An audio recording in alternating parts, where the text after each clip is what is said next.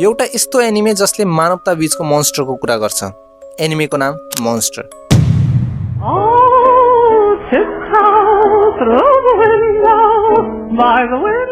आज कुरा हुनेवाला छ नेमलेस मोन्स्टर स्टोरीको बारेमा।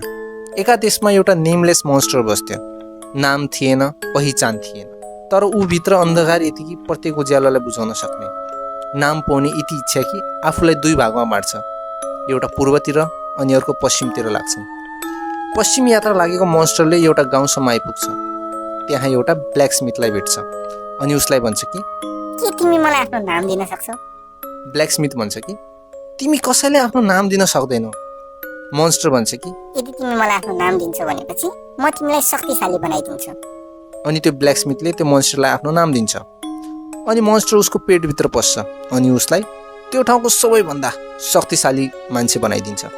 तर एक दिन ऊ भित्रको मोन्स्टर ठुलो हुँदै हुँदै गयो अनि अनि त्यसपछि त्यो मोन्स्टर त्यसरी नै त्यो ठाउँको सबै मान्छेकोमा जान्छ। उनीहरूबाट उनीहरूको नाम लिन्छ अनि त्यसपछि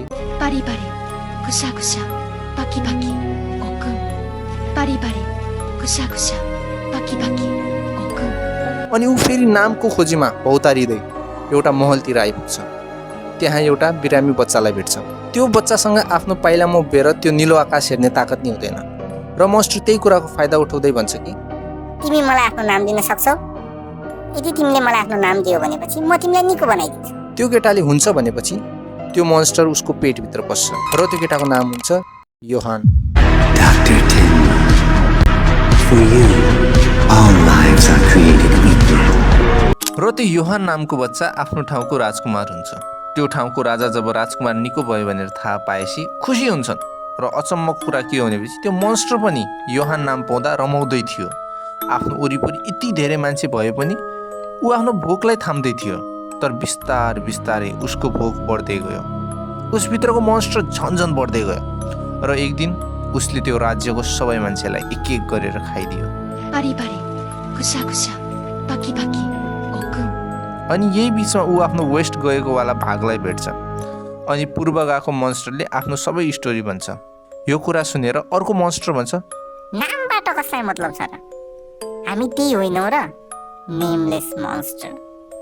त्यसपछि इस्ट गएको मोन्स्टरले अर्को मोन्स्टरलाई खाइदिन्छ। तर अब ऊ एक्लै थियो। उसलाई उसको नामबाट बोलाउने कोही थिएन। कस्तो लाजको कुरा, किनभनेपछि Dr. Tenma, for you, all lives are created equal.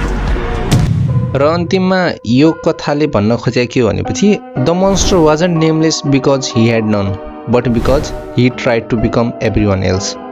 धन्यवाद।